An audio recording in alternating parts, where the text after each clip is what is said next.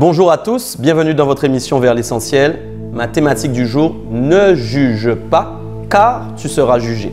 On doit prendre conscience aujourd'hui que chaque fois que nous jugeons un frère, quelqu'un, il y a en fait un délit spirituel. C'est-à-dire que nous faisons quelque chose auquel en réalité nous ne sommes pas autorisés et qui peut amener justement pour nous ensuite un autre jugement.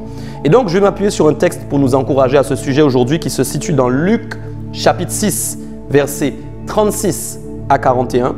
Et le premier point que j'aimerais voir avec vous, c'est que Dieu est miséricordieux et c'est ce qui le pousse à ne pas nous juger. Le verset justement 36 nous l'exprime parce qu'il dit « Soyez donc miséricordieux comme votre Père est miséricordieux ». Ce qui pousse Dieu à ne pas nous juger, nous détruire, nous condamner, c'est à cause de sa miséricorde. Et donc sa miséricorde a l'empreinte de l'amour, de la compassion, de la patience. Et la patience est un grand moteur dans le cœur de Dieu parce que s'il n'y avait pas cette patience, Dieu aurait pu déjà détruire. Mais dans tout son amour, dans toute sa miséricorde, sa patience agit justement pour ne pas nous juger, mais nous laisser l'opportunité, la capacité de changer, d'être transformé. C'est pourquoi nous devons avoir le même regard aussi vis-à-vis des autres. Nous devons avoir le cœur de Dieu. Et donc, regardez aussi aux autres comme si nous avions cette patience. Nous avons cette patience d'ailleurs qui nous permet justement de ne pas juger et condamner et d'attendre justement que Dieu opère un changement fondamental dans la vie de ceux qui nous entourent. Autre chose, nous ne sommes pas parfaits. Et donc, si nous regardons à nous-mêmes plutôt que de regarder aux autres, nous verrons que des défauts sont en nous aussi. Donc, justement, il n'est pas possible de juger les autres alors que nous-mêmes, nous avons des défauts pour lesquels nous pourrions être jugés aussi à la même hauteur. Ensuite, deuxième point important, j'aimerais vous dire qu'on doit exempter la peine des autres car Jésus nous a absous gratuitement. C'est-à-dire il nous a sauvés gratuitement et il a enlevé notre peine. Il a réduit la peine. Il a d'ailleurs réduite à néant.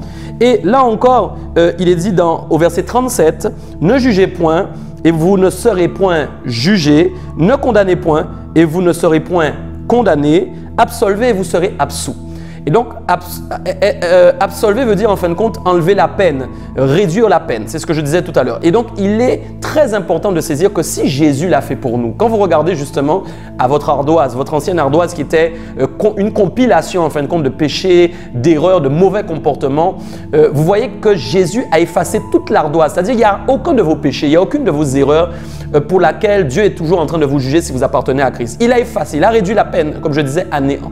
Il est donc anormal de vouloir justement appliquer une sanction comme une sanction pénale pour sanctionner en fin de compte nos concitoyens du royaume en les jugeant, en les condamnant, alors qu'en fait Dieu lui-même nous demande d'être comme lui. C'est pourquoi nous aussi, nous devons absoudre. Il faut absolument que nous puissions faire comme Christ a fait pour nous. Ce n'est pas terminé.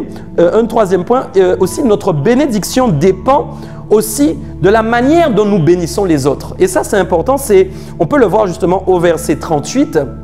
Il est dit « Donnez et il vous sera donné. On versera dans votre sein une bonne mesure, serrée, secouée et qui déborde, car on vous mesurera avec la mesure dont vous vous serez servi. » C'est une image en fait qui fait référence à l'époque justement au moment de l'Ancien Testament. On voit qu'ils portaient des robes orientales qui étaient très larges et qui étaient serrées au niveau du bassin et qui créaient une poche en fin de compte devant la poitrine. Et cette poche en fin de compte servait à mettre des choses dedans. Donc Jésus en fait est en train d'utiliser cette image pour dire que quand en fait nous jugeons nos frères, nous prenons une mesure et cette mesure nous sert est en fait la mesure du jugement et nous remplissons finalement cette poche. C'est pourquoi c'est très dangereux car si nous remplissons trop cette poche, c'est-à-dire nous avons utilisé des grandes mesures pour remplir, la Bible dit que nous aussi, on va utiliser la même mesure. Donc la même quantité en fin de compte de jugement que nous avons réalisé sera utilisée contre nous.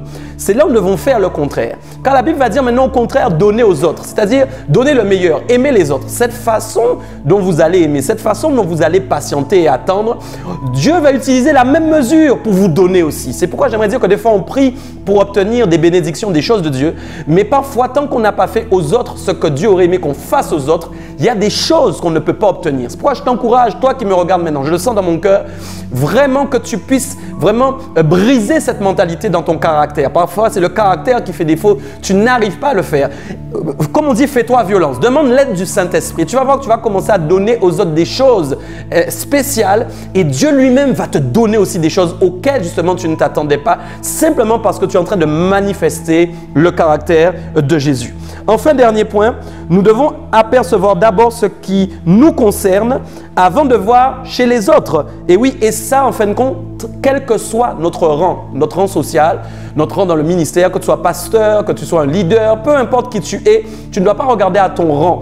Tu dois regarder simplement au fait que tu dois d'abord regarder à ton état. C'est pourquoi il est dit justement au verset 39 du texte, il est dit un aveugle peut-il conduire un aveugle? Tous les deux, ils vont tomber dans la fosse. Et il est dit encore plus long au verset 40, le disciple n'est pas plus que le maître, mais tout disciple accompli sera comme son maître. Pourquoi vois-tu la paille qui est dans l'œil de ton frère? N'aperçois-tu pas la poutre qui est dans ton œil? Le disciple n'est pas plus que le maître n'est pas plus que le disciple. Ce n'est pas le rang social, le rang ministériel, le rang au niveau du service qui fait que tu es plus que l'autre. Tu as des défauts, quel que soit ton rang. C'est pourquoi tu dois avoir d'abord à toi ce que tu as et pas aux autres avant. Parfois, le rang social, le rang au niveau des services, au niveau de ce qu'on fait, va nous donner une certaine hauteur orgueilleuse qui va nous permettre de dire qu'on doit toujours voir chez les autres, mais nous sommes déjà tellement arrivés loin qu'il n'y a rien en nous à voir. C'est très dangereux et nous devons nous remettre en question à ce niveau. Voilà. En tout cas, j'espère que vous avez été encouragés pour cette 3e émission. On se retrouve demain pour votre 4e émission vers l'essentiel. Soyez pleinement bénis et encouragés. À demain.